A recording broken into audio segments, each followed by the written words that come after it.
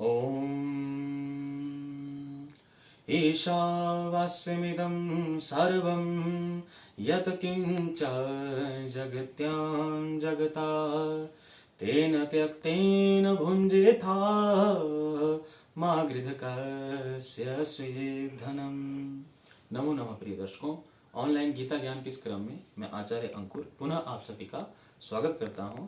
तो दर्शकों, पिछले अध्याय में हम पहुंचे थे कर्मण्येवाधिकारस्ते मा फलेषु कदाचन मां कर्म फल हेतु भूर्मा ते संगो असतो कर्मणि की अर्जुन तू कर्म कर और अपने लक्ष्य की ओर देख। तो अर्जुन जी कहते हैं, बार बार प्रश्न कर रहे थे कि प्रभु मैं संबंधियों के विषय में शोक ना करूं तो क्या करूं, मेरा तो युद्ध करने से मन विचलित हो रहा है, मैं युद्ध नहीं करूंगा। तब कृष्ण जी कहते हैं कि अर्जुन तो केवल कर्म कर, जिनके लिए तू शोक कर रहा है वो पहले भी नहीं थे, थोड़ी देर के लिए प्रत्यक्ष है, आगे फिर नहीं रहेंगे। तू ब्रह्म का उपासक बन, ब्रह्म का चिंतन कर, क्योंकि जिनके लिए तू सोच रहा है, जिनके विषय में तू चिंता कर रहा है, ये नित्य नहीं है, नित्य केवल ब्रह्म है। अर्थात ये जब मृत्यु को प्राप्त हो जाएंगे तो इनका जो जीव है ये नया शरीर धारण कर लेगा पुराने वस्त्रों की भांति, क्योंकि यह शरीर 3 प्रकार का होता है। अर्जुन सुनो, स्थूल शरीर, सूक्ष्म शरीर और कारण शरीर। जब किसी व्यक्ति की मृत्यु होती है तो स्थूल शरीर से वह जीव के साथ वह सूक्ष्म शरीर और कारण शरीर पुनः वहां से निकलकर दूसरे के शरीर में प्रवेश कर जाता है। अर्जुन के मन में प्रश्न उत्पन्न हो रहे थे कि प्रभु यदि वह जाता है, आप एक तरफ कह रहे हो कि यह क्या है, यह अनित्य है, अचल है, ये चलता भी नहीं है, तो कैसे जाता है। कृष्ण भगवान जी दर्शनों के माध्यम से, क्योंकि दार्शनिक ग्रंथ है हमारा गीता और बड़े बड़े जो मुनि हैं उन्होंने इस पर शोध किया है, वो कहते हैं कि जैसे कुंभकार का जो एक घड़ा बनाने वाला जो होता है ना, उसका जो घड़ा होता है, घड़े के बीच में जो आकाश तत्व रिक्त स्थान होता है, जब कोई व्यक्ति किसी घड़े को एक स्थान से दूसरे स्थान पर ले जाता है तो उसके बीच का जो तत्व आकाश तत्व वह तो वैसे ही रहता है। उसी भांति ये जो आत्म तत्व है उस सूक्ष्म शरीर के साथ भी वैसे ही जाता है। तो अर्जुन तू विद्वानों जैसी बातें तो करता है, परंतु तू विद्वानों जैसा भगवान के प्रति, ईश्वर के प्रति श्रद्धा भी नहीं रखता है। तो स्थिर बुद्धि वाला बन अर्जुन। अर्जुन जी कहते हैं कि प्रभु स्थिर बुद्धि वाला क्या होता है।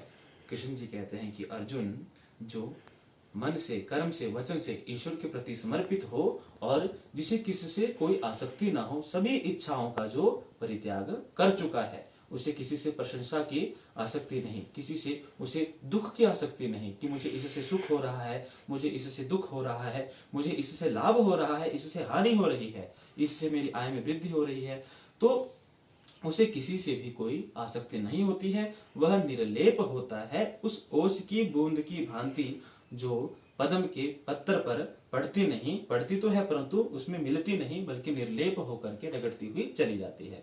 तो अर्जुन तू स्थिर बुद्धि वाला बन, अपना कर्म कर, कर्म को प्रधान मान, क्योंकि कर्म रूपी जो बीज है इसका फल, इसमें भी आसक्ति मत रख, इसका फल मिलेगा, परंतु उसके फल में आसक्ति रख के तू कर्म मत कर, तू केवल कर्म कर, स्थिर बुद्धि वाला बन।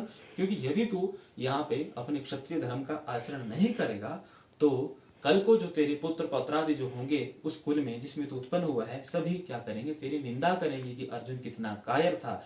यदि तू इस युद्ध क्षेत्र में रण में खड़ा रहता है तो तेरी विद्वानों के मध्य में तेरी भी गिनती होगी। तो अर्जुन तू कर्म कर, स्थिर बुद्धि वाला होकर के अपना कर्तव्य कर। कैसे? जैसे कि यदा संहरते चायम कुर्मो अंगानी सर्वशाह इंद्रियाणि इंद्रियार्थी भय तस्याः प्रज्ञा प्रतिष्ठिता। जैसे कछुआ जो होता है, सभी जो कछुए को जब हम क्या करते हैं, कछुआ को जब देख उसके आभास होता है तो क्या करता है, अपने अंगों को भीतर से समेट लेता है उस कवच के अंदर। तो उसी भांति जिसकी सभी इंद्रियां उन विषयों से जिसने हटा ली है, उस व्यक्ति को हम कहते हैं स्थिर प्रज्ञ। उसकी भांति ही तो बिल्कुल आसक्ति रहित होकर के अपना कर्म कर। तो दर्शकों, अपने आज के संवाद को यहीं विराम देते हैं। तो आपके और मेरे मध्य में भी ये जो संवाद चला है और जो हम सीख रहे हैं भगवान श्री कृष्ण और अर्जुन के संवाद से, ये हमारे जीवन को भी प्रभावित करता है। तो हमें भी यदि जीवन में सफलता हासिल करनी है तो हमारी सफलता किसी व्यक्ति के अच्छे कमेंट या बुरे कमेंट के ऊपर थोड़ी आधारित होगी, वह तो हमारे कर्म के ऊपर आधारित होगी। हम दुखी हो जाते हैं किसी ने हमारी बुराई कर दी और बड़े प्रसन्न हो जाते हैं किसी ने हमारी अच्छाई कर दी। हमारा जीवन हमारे हाथ में है, ना किसी दूसरे व्यक्ति के हाथ में। राधे राधे।